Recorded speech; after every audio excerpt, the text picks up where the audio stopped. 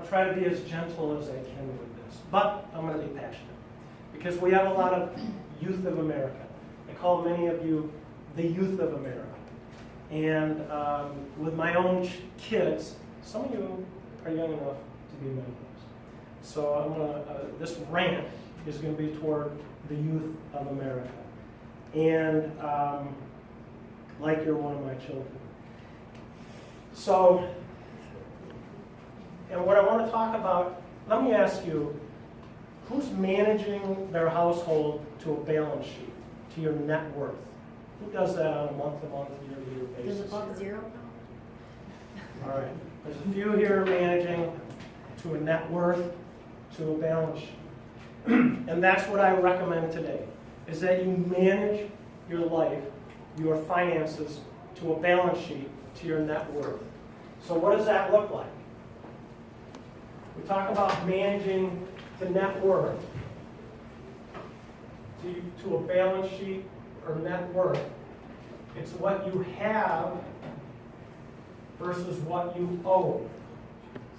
All right? I mean, I think that's the simplest way to look at it is what do you have and what do you owe? So we all know, and I was thinking about it, I've owned, in 40 years, I've owned 3 new cars. The first one was in college. Buick came out with a Buick X car that was the X-frame body. And that car, I bought brand new for something like $79 a month.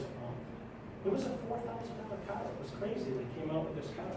And that was the last new car I owned until 5 years ago in the company. We bought new cars. So I've driven used cars my whole life. Why? Because when you buy a new car, drive it off the lot, we don't know this, it goes down in value.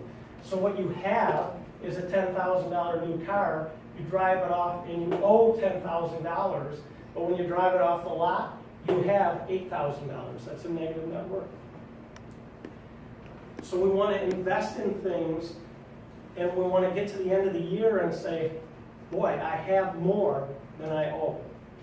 That's net worth. That's a balance sheet. So as I manage my day-to-day expenses, I'm managing towards, at the end of the year, can I have more than I owe?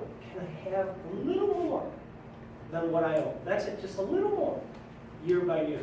And that's what I want to talk about. So this is something to beat into my kids. And so when they take a job, what's the first question I ask? What's it pay? A little bit. And are you maximizing your 401k? What's the 401k match at your job? What percentage does it go to? Are you maximizing? Now for 35 years, I've had jobs that vary in different ways. There's been periods in my life when I went to zero on the 401k for various reasons at home. But generally, I'm using $75,000 as an example. If you have combined income in your house of $75,000, two-person income, your net is going to be around $60,000 after taxes. What do you have to spend per day? $1.64 to spend per day. But if you look at that on a work day, you've got $2.30 per work day to spend. At a gross level, you've got $2.05 and $2.90. And at a match level in the 401k, you're $75,000 because we're matching a quarter on the 401k. So you're making the equivalent of $94,000 a year, not 75, not 60. That's the equivalent of $260 a day, or $360, $1.30 more than the net there. So a Hollander says, you mean the government's going to give me money and the company's going to give me money? Yeah. And a Hollander says, I can't turn that down. So I'm pleading with you, to take 2%. And that's what we're talking about here. 2%, that represents 2% of that income. Okay, 2% of it, $2.30 a day at net. Invest, you get $360 a day. And what does that look like? So, I think it was 5-6 years ago, I stood upstairs with Jake and I said, and the Dow was down 5-6 years ago, was down at about 7,000. And I stood upstairs and said, we will see 20,000 down. That's 3x. So if you had $1,000 invested, big money.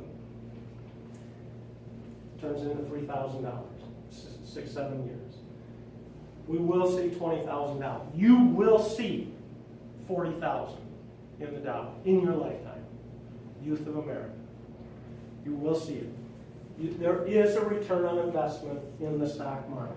Maybe we should drink the Kool-Aid. Now, when it comes to net worth, again, the way I always managed it is, we bought a house, and then we would pay a little more on the house payment, right?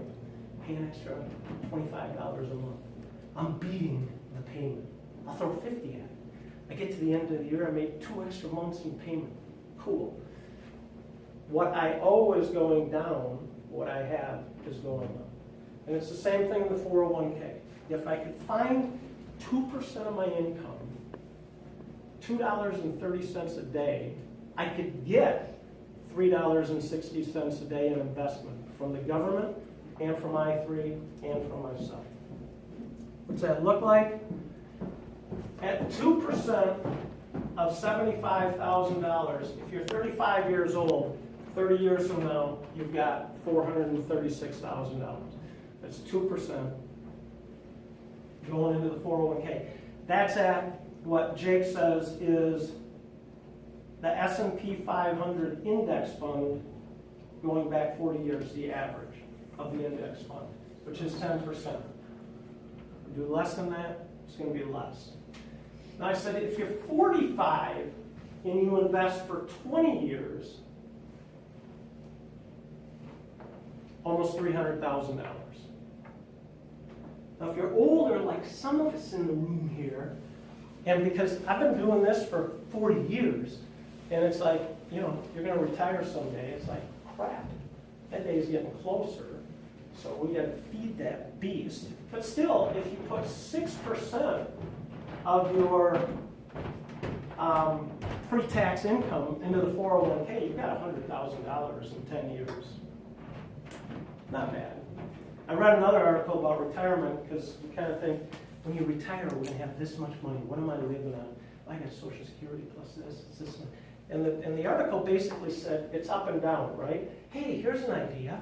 I'm going to spend this much money this year and this much money the next year, and then the next year I'm going to spend a lot of money. So it said kind of retire the way you live.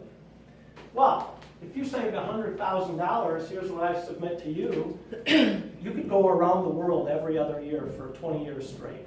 Oh yeah, take $100,000, $10,000 every other year, take a trip around the world. Well, that's what I do, if I had an extra $100,000. So that's a 10-year investment at 6% in the 401k with a match of 25%.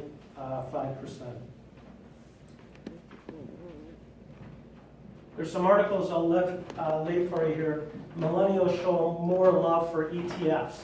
2 years ago, we changed our 401k. They're all electronic traded funds and index funds. We've got another article here by Bogle.